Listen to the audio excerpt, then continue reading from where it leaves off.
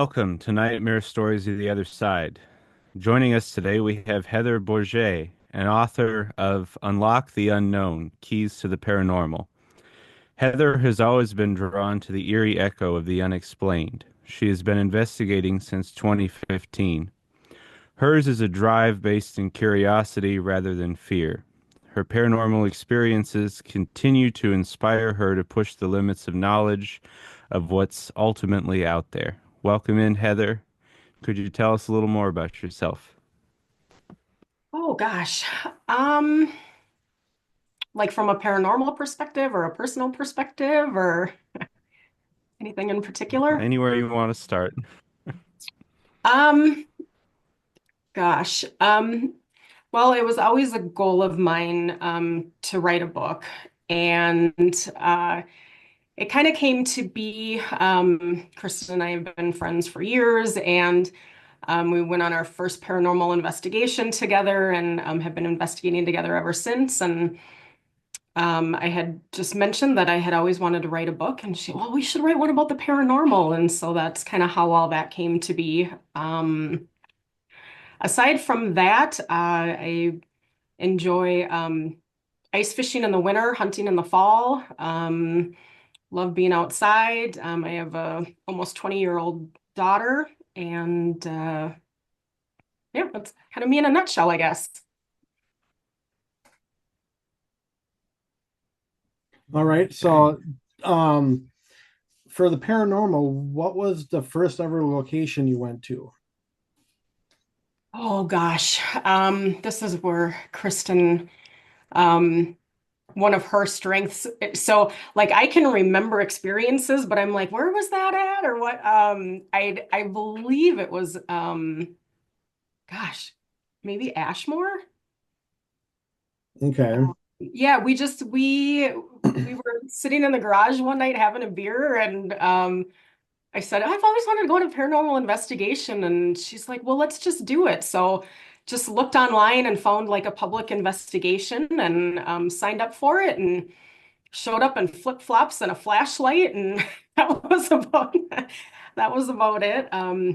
We happened to be very fortunate to meet a couple uh, much more veteran investigators, James and Mateo, and they had like the matching shirts and all the cool techie stuff. And I said, "Hey, Kristen, we should go over and talk to them." And so we introduced ourselves, and they kind of took us under their wing and ended up being phenomenal mentors for us and gave us our first piece of paranormal equipment, and it just kind of went off from there. Nice. So when you were at Ashmore, what were some of the experience you encountered while there? Oh, see, now I'm gonna have to go to the uh, let's see.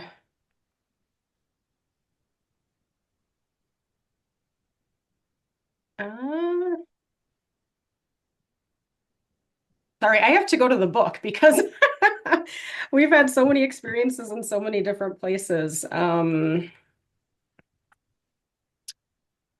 Gosh, that might not necessarily. Oh, actually, Ashmore. So I apologize. I don't know if that was the first one. That was where I actually had my first physical encounter. Um, I had my hair pulled up really tight on the top of my head. And while we were investigating, I kind of felt like a nail go across, and this big chunk of hair was pulled from the top of my head and fell down. I mean, and it was a decent size hunk of hair. So that was the very first time that I actually had a physical encounter during Okay. an investigation. Yeah, we were at Ashmore back, when was that, Natalie? July? Yeah, end of July. Okay, yeah, I don't know.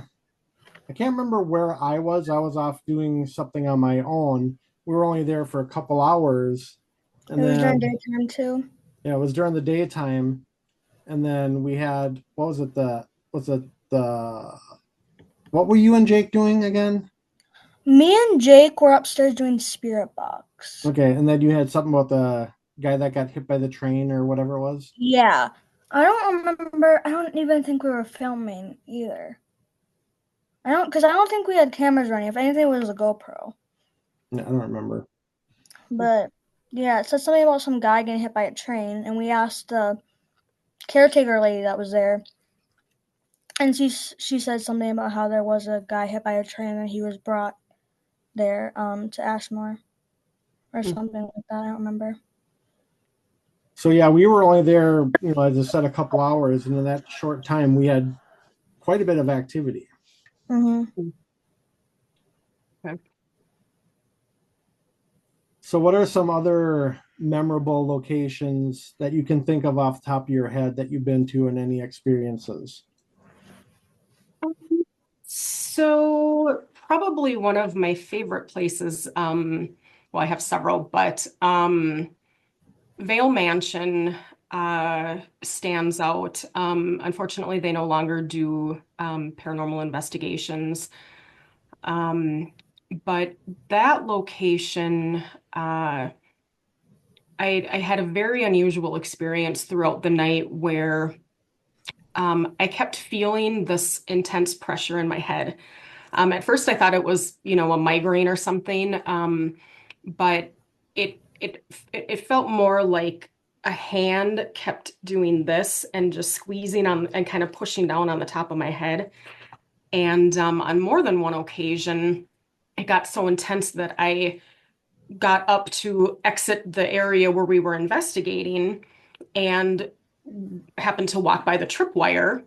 And on, I think, at least a couple instances, the people, sitting around noticed that as I passed the tripwire, like two lights behind me would light up. And as I would walk past, the lights would continue to light up. Well, as you guys know, we don't trigger tripwire.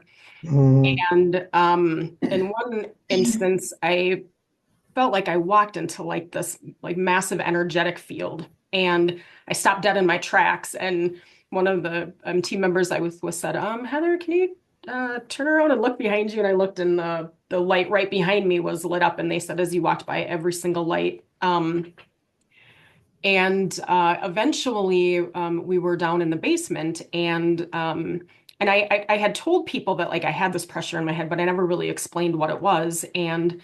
Um, and Paul was sitting right next to me, and he kind of kept turning and looking behind and a little bit above me. And finally, I said, "What are you doing?" And he's like, "Oh, there's someone standing behind you with their hand on your head." And I was like, "Oh my gosh, that's exactly what I had been feeling the whole time." We had quite a bit of like just equipment malfunctions. Not even batteries being drained. We had two pieces of equipment work. One was turned off, and one didn't even have batteries in it. My music box, for some reason, one of the team members got up and walked by, and it didn't go off because we thought all the batteries had been drained. And um, then another person walked by and it went off, and I was like, oh, well, that's weird. So I went to check the battery, and it was in the off position. The other interesting thing was again down in the basement, and we kept hearing kind of like a static, weird, just kind of faint, kind of humming, just kind of an odd sound. And we were walking all over the place trying to figure out what was causing it. And again, Paul, he walked by me, and I said, it's you, like you're making the weird noise. Like what is going on? And he's like, oh, well, my spirit box quit working, earlier. And so I took the batteries out and put it in my pocket.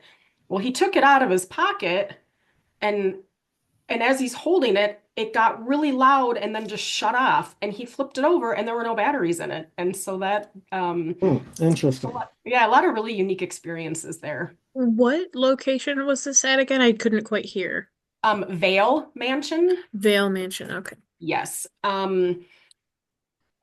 First Ward in Wisconsin holds a very special place for me. Been friends with the owner, Justin, for several years, and I've probably had a couple of my most intense Estes sessions there. Um, that location, like I said, is just that one's kind of near and dear on a personal level. The other one that stands out would be well, it's referred to as the Sheboygan Asylum in Wisconsin. And we were fortunate over the past years to help lead tours there. And so we've done quite a bit of investigating there, which is why that one stands out because just due to the frequency, which obviously then has the frequency of experiences. Mm-hmm. But that was the first location that I ever heard a disembodied scream.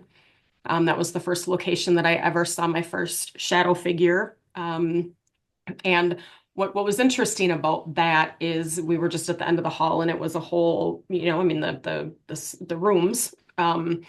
And I saw just kind of shadow fingers wrap around the door frame. And then I just kind of saw a shadow lean out and one leg come out and then disappeared back in. And two girls that were behind me both gasped.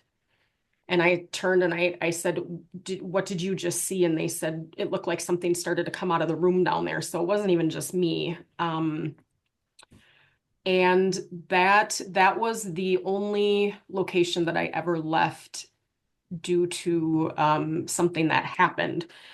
I'm someone who startles extremely easy. I'll be walking and my flashlight will reflect off something and come back at me and I'll jump. I'm very, very jumpy, but I very rarely get scared. And we were just doing, a group of us were investigating, and one of the people that I was with said, try to scare Heather. And we were down in kind of a small area down in the tunnels. And I was sitting with my back up against some pipes that ran all the way down. And we had the spirit box going, and we were getting things like run and danger, and then something came through the spirit box and I had my audio running the whole time, of course, and something came through on the spirit box that we could, at least I didn't understand what it said. And right at that time, it felt like a nail or a sharp claw or something just started at the base of my head and just went all the way down my spine. And I don't know that I've ever moved so fast in my life. And I leapt across the room and I went against the wall and I just slid down and I felt extremely nauseous. I was crying. Like, it was just such a unique experience. And when we listened back to the audio, it said down her back is what came through the spirit box right as I felt that happen. I ended up leaving because I felt so nauseous and just kind of really out of sorts. But I do also want to mention that before I left, I apologized for the way that I reacted. And the reason that I did that is because as a paranormal investigator, your goal is to make contact, right? To have communication. And at least I personally, for as long as I've been doing this, I still feel like we barely scratched the surface. I personally don't know what the capabilities are for spirits to communicate with us. So when you're sitting there asking for contact or communication, if that was what they did, it didn't necessarily have to be the intent wasn't necessarily to make me uncomfortable, even though that was how I felt. And so I didn't want to discourage whomever or whatever made that contact from making further contact with me or anyone else because of the way that I responded, if that makes sense. Mm-hmm. Definitely. Mm-hmm. So yeah, I think those are a few of the highlight places. All right. So what about your experiences at Jericho, as was how we first connected on? I love Jericho. So did we. I mean, like paranormal aside, like the architecture in that church is just beautiful. Mm. I, gosh, it was kind of interesting. We had investigated it before, and I actually brought my parents to Wisconsin for a weekend, and I was able to just to show them around Jericho, and all I had was my voice recorder. And you guys probably, well, I know they've been doing a lot. The renovations they're doing there, you guys, is just absolutely amazing. Mhm. But when we were there, there was a room, I think it was in the school that, yeah, it was in the school that had like a bunch of like mannequin parts. Yep. Yeah. Yes. And so my mom and dad are kind of looking in there and like, oh, that's weird. Like what is all that? And we all heard something. And when I listened back, it sounded like it was German. So I Hmm. still to this day don't know what it said, Hmm. but we all heard it with our own ears. And then to, play it back on the audio, we were in uh, the convent up in the attic and heard the only way I can describe it is a growl. I've never heard anything like it before. I've never heard anything like it since. And like I can only associate it with like a jaguar. I half expected to turn into like a dark corner and see like glowing yellow eyes, like a big like panther or something ready to pounce. Um, that same investigation, we were packing up and I had my audio recorders just sitting on the step, not just on the main level. And I got one of the clearest EVPs that I've ever gotten when I was listening back, and a woman whispered, "Go back to the attic."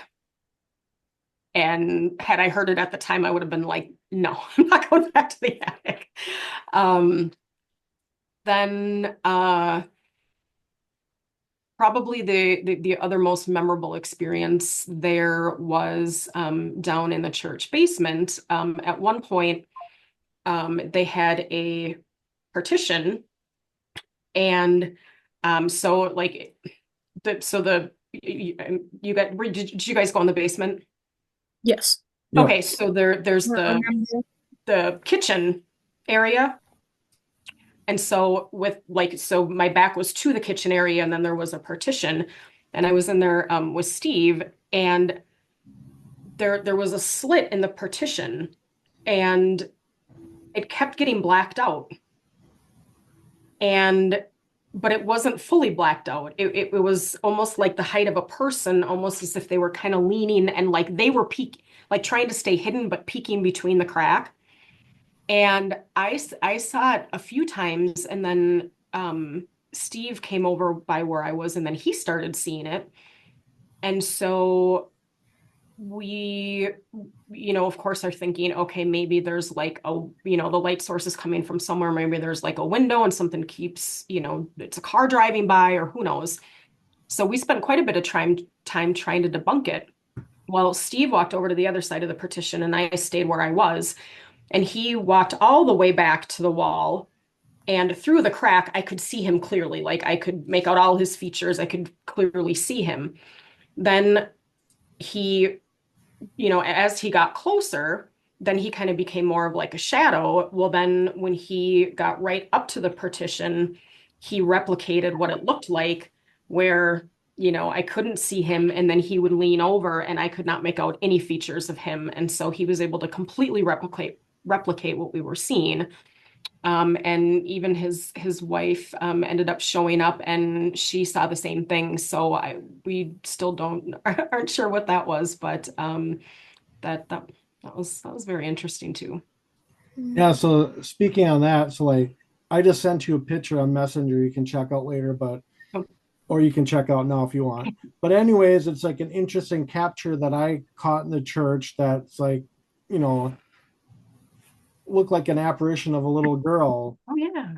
And then like when we were leaving, I was texting Steve and he shared it with his whole team, and everybody says they saw a little girl too.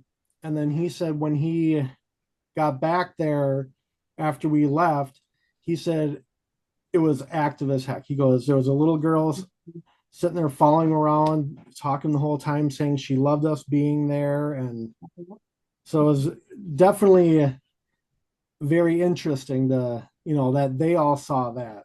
Mm-hmm. And that's the same Steve. Yep. Yep. Yep. Hey, sorry.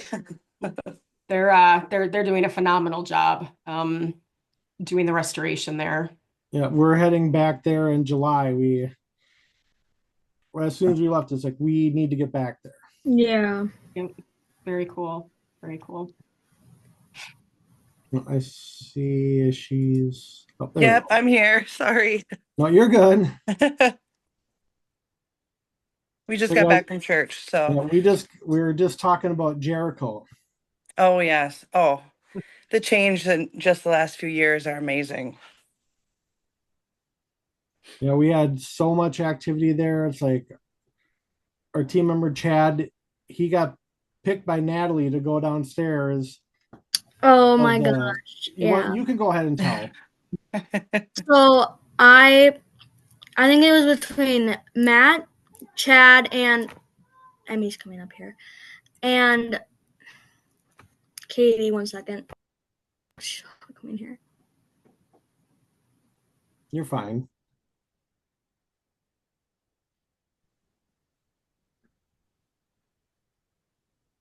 And she's talking to my other daughter. She's just got home.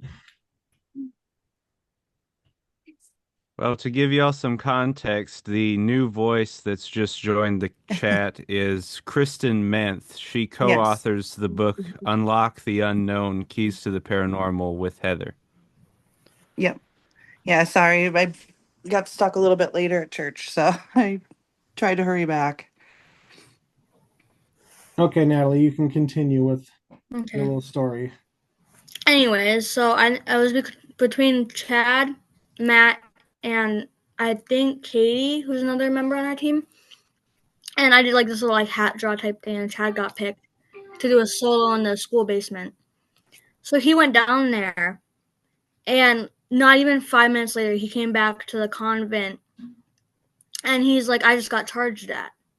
So basically, he said that something had ran at him, and like he like ran out and stuff because like something like ran at him. Wow.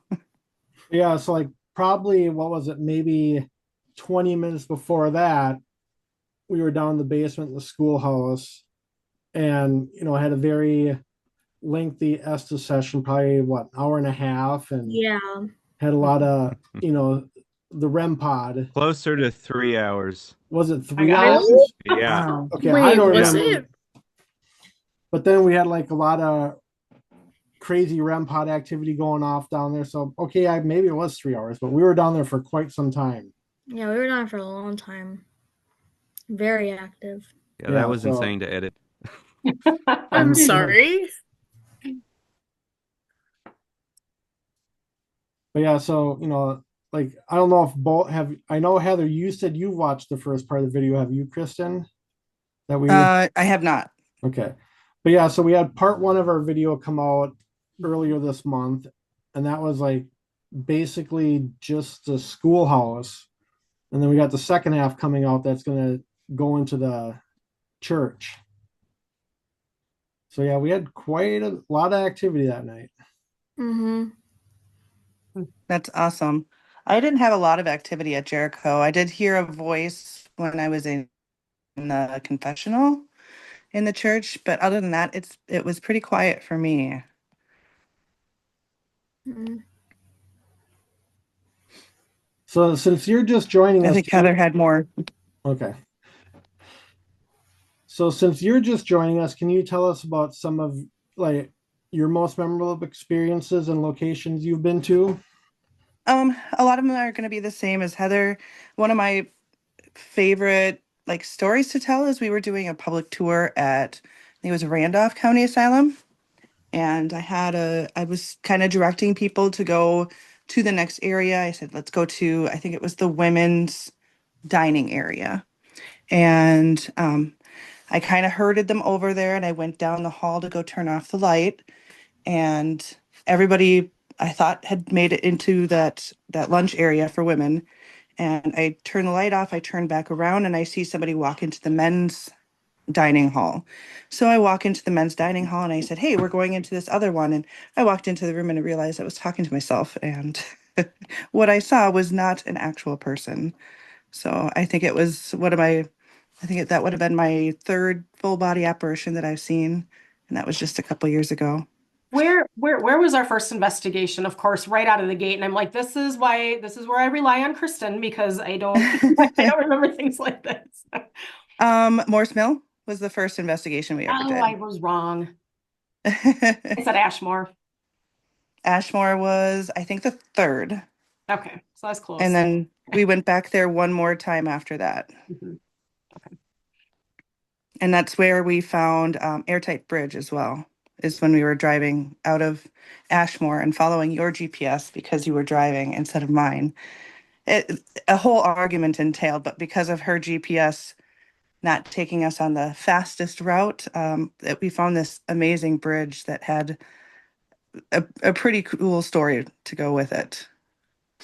Yeah, pretty much the second, well, not the second half, but toward the end of the book, we have what I think we call just like adventures along the way, because we've encountered some pretty unique locations, some on purpose, not even intending to investigate, and ending up having something happen or finding something completely, I don't want to say by accident, but just happen to drive by or end up there. So some of our adventures have ended up being adventures, even though they weren't planned adventures. Yep. We might have to find that bridge when we're down there in August.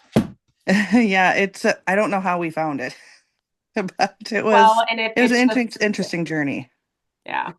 And just the fact, and Kristin's actually the one who, when we were writing the book, said, "Oh my gosh, I found that bridge." And that was all she had to say, and I knew exactly what she was talking about. And as I started delving into the history of it, so basically, very long story short, as Kristin said, my GPS took us like further and further from civilization when we're supposed to be like getting back to our hotel.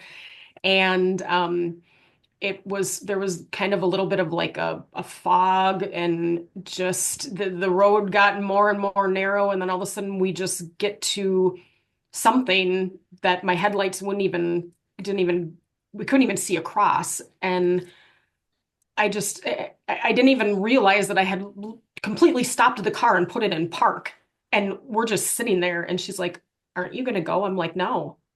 And we just, but then we both got this intense fear that my car was gonna like just shut off, and not be able to go. And we did the whole, oh, I'm gonna turn the radio down and put the windows down so we can think clear thing. And it didn't take long for us to realize that there was not a single sound outside. I mean, it was like 2 o'clock in the morning. There should have been crickets and frogs and all these, and it was just dead silent. And that ties into the story of the actual bridge itself, and a horrible murder that ended up happening. And so we found all this out after the fact, but it just kind of validated the experience that we had. So that was really interesting. I think my words were, "This is where we are going to die." It might have been. It was cool to find. I don't regret listening to her GPS, but I'll still say that she's not always right. She just takes us on a very long, more adventurous trail back. So Yeah, sometimes those can be the best, or they can not lead to anything. I remember, like for us back in July when we were down at Waverly Hills, like during the day before that investigation, we're just roaming around the back roads of Kentucky trying to find this really random old cemetery. Oh my gosh, don't even start with that. We all thought we were going to get shot. Yeah. because you go to it and it says you go beyond this point, no trespassing. You're on camera, but let the Yeah. cemetery's at the end of this road. So I'm like, oh, what the heck? We drove down all the way to the end, but then like we passed a car like halfway through. And we get down the end, I'm like, yeah, just don't think we're gonna risk it. So we turned back around. But I thought when we got back, there was gonna be people sitting there waiting for us. No, we ended up getting to the cemetery and it was not what we expected. Oh, that's what it was. That happened. Yeah, there were like maybe like there was like nothing there. There were like maybe like 2 headstones. There was like nothing there. But it took like what was a good 20 minutes from the main road to the back where the cemetery was. So I'm like, yep, we're gonna Yeah. die here. But when we got off that road, we did find that church. Yeah, we found a really cool. I don't know, was it a church or was it some other kind of building? Yeah, I think it was a church. But like just some cool random church on the side of the road that was abandoned, but you couldn't get into it. Mhm. Yeah. So it sounds like you trespassed to somebody's private family cemetery. Yeah. It was, but the thing is, like you Google this, it was like a legit cemetery that you can search on the website and get the address, but it's on somebody's property. Yeah. Mm, It's weird. So yes, we trespassed, but Google told us to more or less. okay. Well, and I think at least, and Kristen, correct me if I'm wrong, I think probably one of the most fun chapters to write about, and I shouldn't say fun because that just sounds really wrong. Very interesting to write about was Fox Hollow, which Mhm. Kristen went to. I did not, but I did the research for it, which was all based around the serial killings of what is it, Ed Baumeister? Herb Baumeister. Baumeister, and just to hear her accounts of what happened, and then to do the research on what actually happened at that house was just disturbingly interesting, maybe is a better way Mhm. to put it. Do you want to highlight one of your experiences? Oh, I had a lot of experiences there. I would say probably the most memorable would be I was in the apartment above the garage and I was with 2 other members of the team. They were both sitting on the couch. I was sitting on the chair. During the separation of Herb and his wife, he actually lived up there. And so, I mean, he did spend a lot of time up there. So I was sitting in this chair. We were investigating, and out of nowhere, I could just feel a weight come down on me. I mean, all the way to my hands that were on the armrests that were sitting up high. I felt like somebody was literally sitting on me and pushing down my entire body, including my hands. I mean, it took me being very, very direct and saying, "Get off of me now," before it actually, because I mean, it began taking my breath away, and it was very overwhelming to say the least when something like that happens. And then one other time, we were out by the burn pile where he would burn the bodies, and there another member of my team was behind me, and we were doing a spirit box session in the creek where um, it was dried up, but we had the spirit box going in there. They were talking, I was listening, I was kind of trying to peek through the trees. They say that you can sometimes see shadows going through the trees, and out of nowhere I felt something grab my phone, and I turned around and I looked right at my other team member. I'm like, "Travis, why are you grabbing my ass?" And he's standing there with equipment in both hands, like i wasn't I didn't do anything. So something had grabbed my phone and moved my phone in my pocket while I was bending over trying to look through the trees. And they asked the spirit box who grabbed me, and the voice said Herb did. That's when I'm like, "Oh, nope, nope, Yeah. Herb can stay away from me." Mm-hmm. So I mean, that's just 2 of the things that happened there while I was there. Um, Oh, that's right. And then Travis ditching me when he oh saw, yeah. oh, we were in the master suite, and there's supposedly a portal in the closet. And I mean, I like to put myself right in the middle of the action. So I'm sitting right there in the closet by myself. Travis is sitting on the clawfoot tub right outside of this closet, and he sees a shadow of a person walking into the bedroom, and I just hear him. I think he just said, "Holy shit," and then makes a run for it, leaving me in this master suite all by myself. So I'm just sitting there after I hear his footsteps go very fast away. I'm just sitting there in the complete silence in the dark.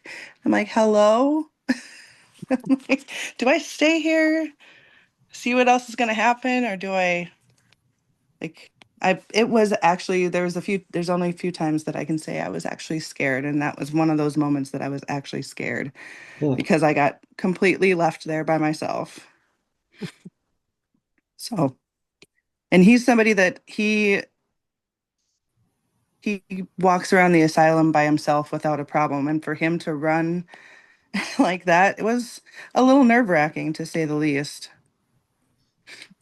Yeah.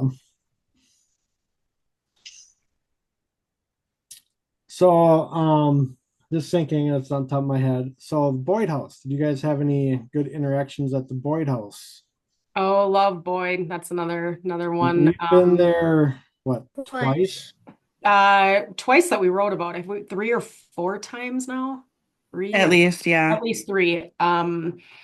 So probably the experience that stands out the most at that location. Have you guys been? You Yeah, guys Natalie and I have been there twice. Yeah. Laurel's been okay. there once or So when twice. Yeah. we were up on the second level, and when you get to the top of the stairs, straight ahead is the room with the dollhouse, and then Yep. to the left is that kind of longer like blue room Yeah. Yeah. that I know is what on you the mean. front of the or over the porch. Mhm. So Steve and I were in that room, and Kristin and some other team members were spread out between so like the room with the bed, and then the room with the chairs, and then the room with the dollhouse. So we were all in that area. We had a bunch of equipment set up. The only thing that Steve and I had where we were I had my voice recorder, I had video running, and I think we maybe had like a REM pod on the floor, but there was a bunch of equipment spread out throughout that whole second level. And so Steve kept seeing what looked like the shadow of a little child in the closet. And so he's talking, trying to get this child to come out, and just being his genuine, fatherly self, and well, you don't have to be scared, like, if you come out here, we'll treat you like our own kid. And then he said, I can't remember what his exact question was, something like, can you show us where you are? And it sounded like every door and cabinet and slammed shut. All of the equipment went off from the vibration of this massive slam, boom, whatever it was. Um, and later and I mean, for a second, we almost thought something like crashed into the house, or like the porch collapsed. I mean, that's Yeah. how loud it was, and Mhm. how big of an impact it had. And Steve walked around the whole outside of the house. We're all walking around her, and we, didn't identify it. Well, then later, I was talking to Jill, who owns Boyd, and I had told her about it, and she was like, "Oh, yeah, yeah, that happens." And I'm like, so that was very intense. I will never forget Kayla running down the hall. What happened? What was that? It was just her reaction was kind of just, I mean, it was everybody, but she was just being verbal about it. Yep. So one kind of funny thing. So throughout the book, we have what I called paranormal outtakes. And the reason that I wanted to have that is because anybody reading, I didn't want them to think that, I mean, yes, you spend quite a bit of time in the dark and you're using equipment, but I mean we laugh a lot. As you guys know, sometimes your best experiences happen when you're not even investigating, you're just sitting Yeah. around talking and then something. And so I had my I had my recorder upstairs. And if you guys remember, like their vents are like the old vents, so like you can Yeah. actually see down to the floor below. Yeah. Yep. And so I had my recorder running, and we all took a break, and so but I left my recorder up there. Well, so a couple cool things like you can hear equipment going off. We didn't hear it downstairs, but you could hear on my audio equipment going off. Um, but at one point, as I'm listening to the audio and I'm sitting there and I'm like, oh my gosh, that sounds like humming. And I'm like, wow, that's really cool. And so I'm listening, replaying it over and over and over again. And I'm like, oh my, I think that's Amazing Grace. Like, and it went on for like a minute. And I was like, I just captured the coolest EVP in the history of paranormal investigators. I have like humming that goes on for like a minute, and it's Amazing Grace. And then all of a sudden it dawned on me, it was me downstairs playing the piano. Trying to use the piano as Yeah. like a trigger object, and the way the sound carried and the way that my recorder captured it, it just picked up just enough to sound like humming. And so then I was just really disappointed. But yeah, that was just one of our paranormal outtakes from the book. Nice. Yeah, like the two times we've been to Boyd, it's the only location that we've ever been run out of twice. So like the first time it was just Natalie and I there alone. We were there maybe we got there, started investigating like 8 o'clock, and We were there 2 hours. by 10 or 10:15 we were gone. What happened? Wow. We were gone. So basically, we got there, and I just started to feel like super sick. And it's like my stomach and head were hurting. And it's like I didn't know what it was. You're I was like, I just felt like really sick. So we were taking breaks like a lot. What? you're starting to sound choppy. What? You want to come down here? So are you? No. Okay. Can anybody else hear her being choppy? Yeah. Yeah. Sounds like she's underwater. Yeah. Everybody else is clear. Okay, you want to come back down here? Well, what's One interesting second. about her mentioning feeling really sick, the very first time that Kristen and I went to Boyd, and it was just the two of us, and we got up to that second level right at the top flight of the stairs, Nope. and we both got very nauseous. Kristen might have even gone down to her knees. I was shaking. And I have never seen her shake the way that she did. I mean, I personally have never felt a heaviness like that before anywhere. But then the next time we went up there, it was fine. But I have never seen her shake like that. And like this wave just hit both of us, and it didn't happen until we set foot on that second floor. Okay, you want to continue with your story? Anyways, I was feeling like super sick and stuff. And I was just like not feeling good.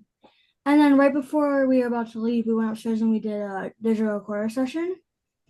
And right as we were about to cut, the tornado siren went off. Oh no. Oh, And yikes. it was like 10 o'clock at night, and there was like not even clouds in the sky. So it was like, what the heck? But then earlier, Oh, the curfew too, alarm. That's right. Yeah, but we didn't know that was a thing. Yeah. But then like earlier too, we were doing the spirit box, and then on the spirit box, she got Jesus and Satan on there. Yeah. And then just that siren going off, she was Wow. done. But as soon as we left, I felt fine. Like Mhm. I was not feeling sick anymore. It was really weird. And then the second time we were there, it's like Chad and his daughter Macy had left, and the other couple that we were with were upstairs in the bedroom sleeping. No, Macy wasn't there with us. Oh, she wasn't that one? No. No, okay, it was just Chad. Anyways, he left to go home. But so then Natalie and I were downstairs going to sleep for a little bit because I didn't want to drive home 2.5 hours at 2 in the morning. Right. Mhm. And then she couldn't sleep. I was like kind of asleep, but then we heard something running around upstairs on the floor, like super loud. Mm-hmm. We have no idea what it was, but I wasn't going to go up there and check. She was freaked out and wanted to leave. So we left. And then, like, the next day I asked the other couple, they said they never heard anything. Oh, wow. So I don't know if it was like the spirit of the cat that lives in the house or what it was, but it was like loud, running all across the wood floors upstairs. Yeah, it was really loud. Wow. So I don't like know if you'd ever nothing, heard that many footsteps before there. so like nothing super bad scared us out, but it's just Mhm. like, okay, we're out of here. Yeah. Mhm. But we're itching to go back for a third time. So Yeah, well, I'm sure that we'll be back a few times. Mhm. So it's been one of our favorite spots, especially because it's not an 8-hour drive to get there. right. Which is nice to have every once in a while to not have to drive that much. But But a funny story of the second time we came back, we stopped at a Holiday at like what 5 in the It was morning, literally like 5 in the morning. and I needed coffee and something to keep me awake. The guy that was working the Holiday at 5 in the morning had sunglasses on. I'm like, somebody had a rough night.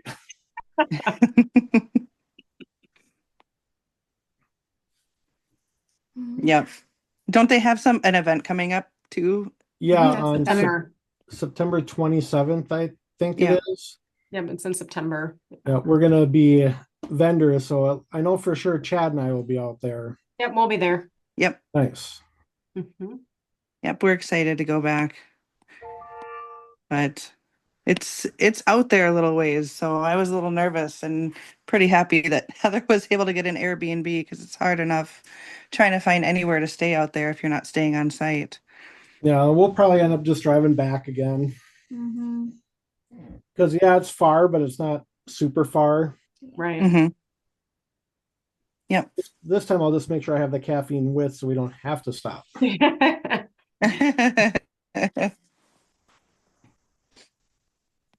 Well, before we wrap up, I just got a question. So, like, say if anybody out there wants to write a book on the paranormal, like, what is your advice, or, what can you tell people about how to go about writing a book? Write it down right away. Some of the best stuff that I wrote, it was because I took notes right afterwards. Trying to recall this stuff 2, 3, 4 years later isn't very easy. So I would say if you want to write about it right away. You can always change the words around, but you can't remember those experiences in as much detail if you wait years to be able to write them down. Yep. And I mean well, and always have audio running. I mean, a lot of the experiences are verbatim from listening to audio, basically transcribing. So when we're writing about a conversation, we know for a fact that those were the exact words of the conversation because it's, you're basically transcribing what you recorded. For us, it was a little bit unique because we did both contribute to writing the book. So aside from having two different perspectives, one of our challenges was determining, okay, is this experience best? If it happened to me, is it best for me to tell it, or is it better from Kristin's perspective as an onlooker? And sometimes you want to have both. Mhm. I would Sometimes also, it's more entertaining to hear it from the other person because you get Heather's reaction in more detail. I already told them about how jumpy I am. But and oh, I just completely lost my train of thought. I was talking about the different, oh, and I would also highly encourage people to get um, get experiences from the people that you're with. Um, and if they're willing to get them to write. I mean, we had we pulled in several people that were with us that were able to write about the experience that we had together or as a group. And I just, at least for me as a reader, I love seeing things from different perspectives. And I think just to be able to pull in um, outside experience or additional experiences from people that you're with just kind of helps validate to the reader as well, knowing that okay, there were actually other people there, there were other people that experienced it. And people experience things different. You can have the exact same experience, but it's going to be different for different people and different perspectives. Okay. But yeah, what Kristin said is 100% accurate. I'm horrible about writing stuff down, but I'm really good about always having my audio going. And she's the opposite. She doesn't always remember to turn her recorder on, but she's good about documenting things. Okay. That's why it's So always good that she's driving and then I can note stuff down on the way home, yeah, is usually how it ends up being. yep.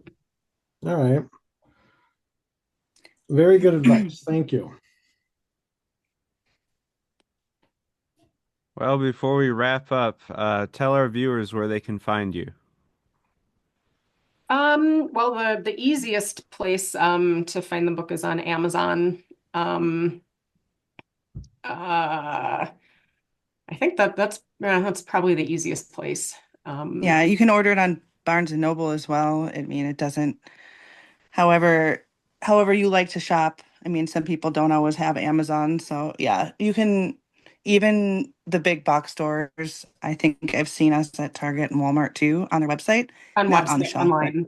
Yeah. but you should be able to buy it. Most places you can purchase books online. Mhm. Yeah. And do y'all do any social media that relates to the paranormal at all? I Um, don't think so right now. I I don't have a lot of time to manage a page right now or to help manage a page. I just changed work schedules, so I've been really busy. But maybe we will have one up here again. It's just not going to be immediate. pretty much after the book came out, we both just kind of took a deep breath and took a step back. I mean, you guys know the not only financial commitment but the time commitment, and I mean it's all so worth it and it's all so amazing. Um, I just, for me personally, once the book came out, I wanted to just kind of just take that step back and um yeah, so we're still very we're active in the paranormal community, but as far as doing investigations that we have not done for a bit, um not to say that it won't ever happen again. We just yeah, I mean it's a lot. I mean I think of all the, I mean the book covers maybe not even half, maybe a third of all the places that we've been. And And starting even in less than that of 2015, the experiences. yeah, and I mean, starting in 2015, like we maybe did two, and then the next year we maybe did a couple, and then it was really, I think over like 2 years, I mean, we were gone at least once a month, if not more, somewhere. And it does get to be a lot. And like I said, it's completely worth it. But we just decided to just kind of, like I said, just kind of take that step back. And so, All right. Well, thanks for joining us. yeah, thank you so much for having Yes. us. Thank you. All right. We shall probably cross paths sometime down the road for sure. And Well, for sure at Boyd in yes, for September, sure at if not Boyd, before then. if not before, you never know. Right. All right. You guys take care. All right, you too. Thank you so much. Yeah, bye. This has been Nightmare Stories of the Other Side, a production of Nightmare Explorers.